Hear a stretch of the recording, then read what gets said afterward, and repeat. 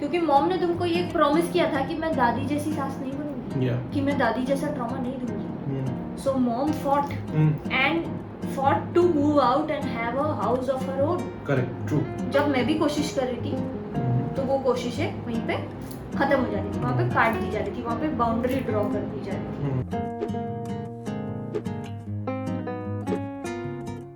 Mom को ये दिख रहा था कि एक लड़की है जो मेरे लड़के को घर से बाहर लेके जा रही है. But didn't she do the same thing? She also did the same thing She somewhere else. also, Yeah, but you guys moved out because your relationship, your mother-father's relationship was getting affected by your dadi. Yeah, true. Right? So mom fought and fought to move out and have a house of her own. Correct, true. So why was this wrong for me to do? Yeah. When it was right and justified for her to do it. So that is the generational trauma that we talk about, right? And that's why I'm bringing it up right now. That तुम्हें क्यों लगता है कि mom ने तुमको support नहीं किया? क्योंकि मॉम ने तुमको ये प्रॉमिस किया था कि मैं दादी जैसी सास नहीं बनूंगी, कि मैं दादी जैसा ट्रॉमा नहीं दूंगी. पर mom didn't know any better. Mom ने तो कभी अच्छी सास देखी नहीं है तो वो बनेगी कैसे?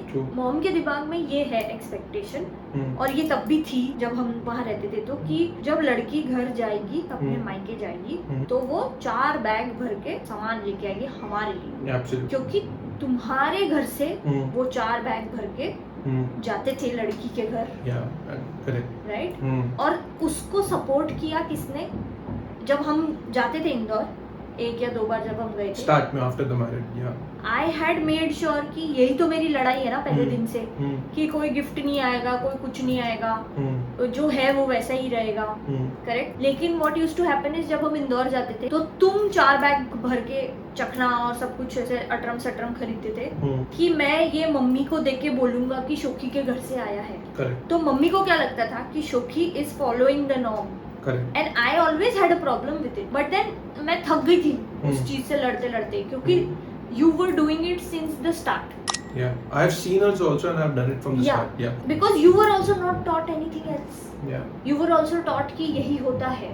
Yeah. तो तुमको अपने अंदर से वो नहीं करना था, लेकिन तुम अपने मम्मी को प्लीज करने के लिए वो करते थे. पर उसका रिजल्ट ये होता था कि मम्मी को लगता था कि Shokhi is going to follow everything that I say. Yeah, true. Because I was trying to make you do those things. Yeah, and I had no problem following the right things. I had no problem cooking things a certain way that she said and everything. In the same example that I'm giving, there was an instant where she was expecting something, right? So I went ahead and got her a very beautiful black dress. Correct. Black is her favorite color. And when I got it for her and I gifted it to her, she said, ऐसे तो कपड़े में पहनती ही नहीं.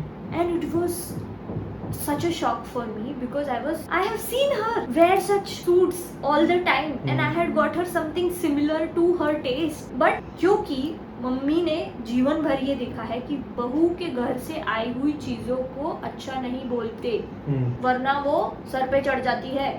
वो एक boundary draw करना बहुत जरूरी है. तो मैं ये कैसे बोल सकती हूँ? मैंने भले ही वो सूट बनवाया और पहना, पर मैं उसके मुंह पे कैसे बोल सकती हूँ कि oh wow this is so nice? मैं तो यही बोलूंगी कि मैं तो ऐसा कुछ नहीं पहनती, ये तो मतलब ना जरूरत नहीं थी ऐसा कुछ लेके आने की. तो मतलब क्या मतलब है, यूज नहीं होगा टाइप थिंग. अब वो मुझे नहीं पता कि यूज हुआ या नहीं हुआ, बट मुझे ऐसा लगता है कि it was exactly what she use to wear and hence I selected it for her with a lot of heart, with a lot of love, and then it got rejected by her. जब मैं भी कोशिश कर रही थी तो वो कोशिशें वहीं पे खत्म हो जा रही थी, वहाँ पे काट दी जा रही थी, वहाँ पे बाउंड्री ड्रॉ कर दी जा रही थी. So I completely agree with you show that you know what you talking about. That जब मेरे सिस्टर की शादी हुई, करेक्ट, तो वो लेना देना जो था वो मैंने देखा. Correct, I was also against that for certain period of time because I never wanted that कि यार एक टाइम 2 टाइम ठीक है, बट ये जो जनरेशनली चला हुआ आ रहा है कि you have to give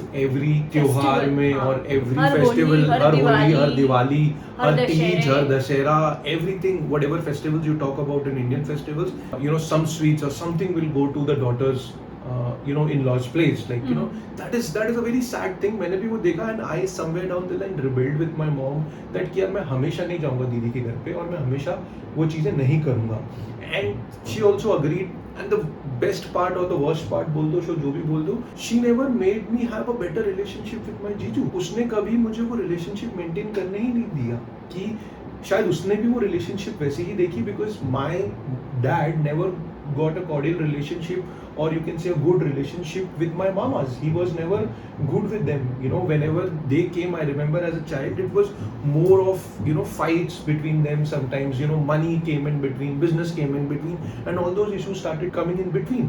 And my mom, she always gave me this whole feeling that ki you should not maintain that, because आपको problems हो सकती है ये relationship में.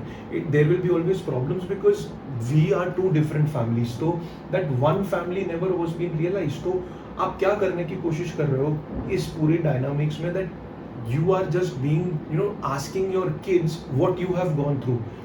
Control is what happened, and in my overall journey, if I talk about till date, I never have a good relationship with my Jiju. So that's the worst part or the best part, I don't know, but then that's the generational trauma that is going on. I don't think that's the best part in any case. Yeah. And it's something that could have been something else, but then you never explored it. And same goes with me and Didi's relationship, right? Yeah. I told you last time with that example that when I was trying to be friends with Didi, yeah, I was told that उसके घर के मामलों में तुमको बात करने की जरूरत नहीं है. Yeah.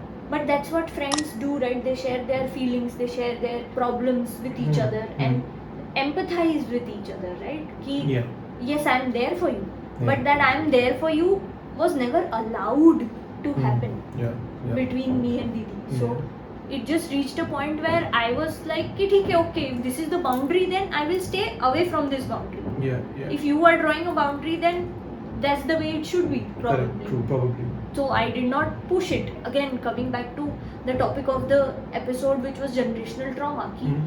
Generational trauma यही होता है ना कि तुमने जो देखा वो तुम दूसरों के ऊपर थोपोगे. Correct.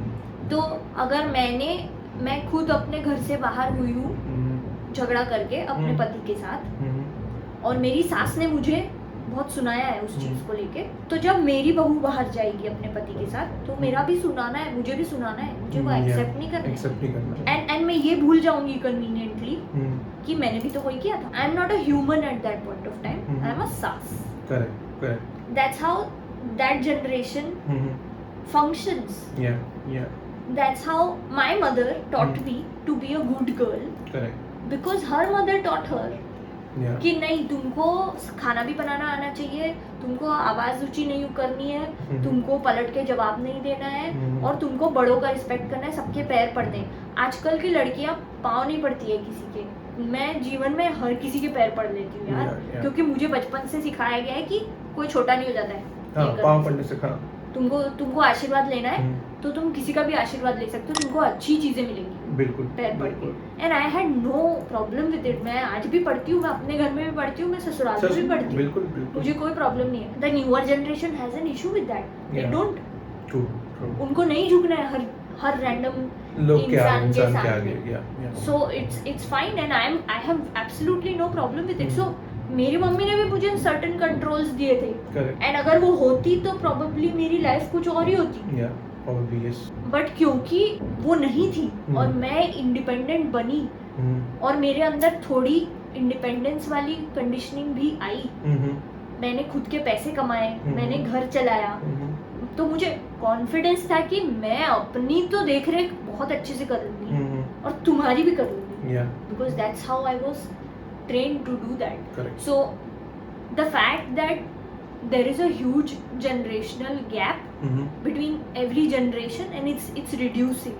Correct. With every generation. मतलब अब जनरेशनल गैप सिर्फ 6 साल में जनरेशनल गैप होने लगा. नहीं 6 साल में भी नहीं है. और कब हो गए? और 3 साल, 1.5 or 2 years, because when I think the generational gap that we are talking about was when we got married or when we were born. Sorry, when we were born, not get married, when we were born, that was there. And as we grew, and in today's, the way we are looking, the today's generation or the digitization has come, or the technology advancement that humans have evolved into, the generational gap is not more than 2.5 years. I'm sure about it. Like Yeah. उतना छोटा हो चुका है. या मतलब दो siblings के बीच में अब जनरेशनल गैप Absolutely, yeah, होता पहले है. ऐसा होता था कि माँ बाप की जनरेशन और बच्चों की जनरेशन दो अलग अलग जनरेशन मानी जाती थी. Correct. अब भाई बहनों की जनरेशन भी अलग अलग हो गई है, इतना कम Yeah. So that's हो the गया है. technology advancement that we are going Yeah, through. yeah.